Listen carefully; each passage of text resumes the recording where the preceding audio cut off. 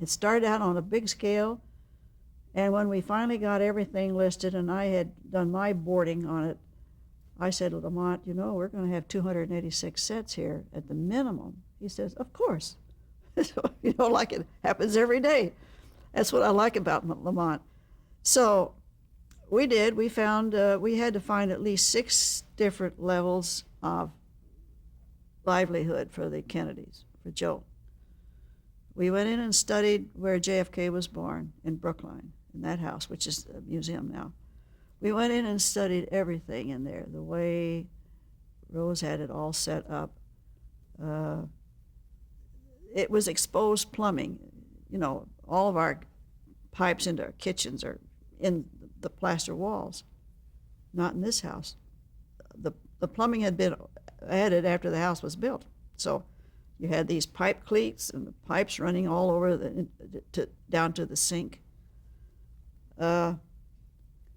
Every house from that period on had to show Joe Kennedy's rise to a higher scale of living until we got into the big mansions. And that was an interesting situation because Lamont and I trying to cope with each change. We keep on our schedule. It's a heavy schedule now. And before we left for Falmouth, because out in Falmouth I had to do the British airfield where Joe Jr. takes off.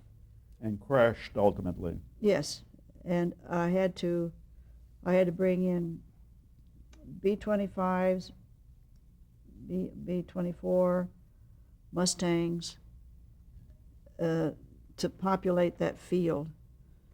And you should have seen us the day we had these. They're all coming down now from the New York State Museum. It is controlled by both the government and the state of New York. There are vintage planes up there. Now, they're not flying on radar. You realize there was no radar in that war?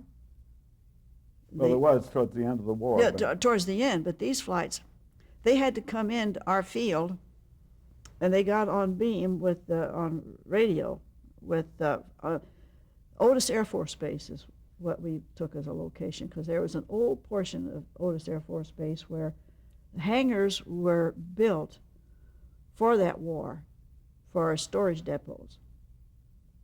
And I thought to myself and my construction coordinator, I said, you know, we got to get those damn planes in here, and we'll have the tower will help us, but we're going to have to mark them out on this field. I just don't want planes wandering all over the place here with no marks, you know, like marks like this.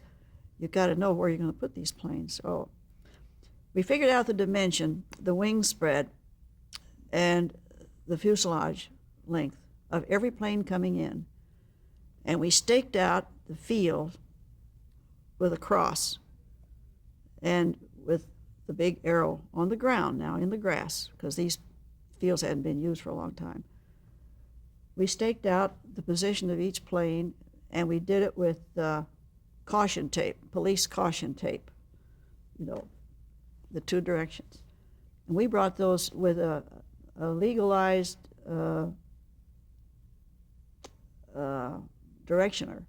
you know, that you see at the airports. He got them down by showing them where they had to land. Without mishap? No, we had no mishaps. When you say 286 sets, how does that compare with conventional production? I'd say it's probably about 2/3 heavier, because those Kennedys were everywhere.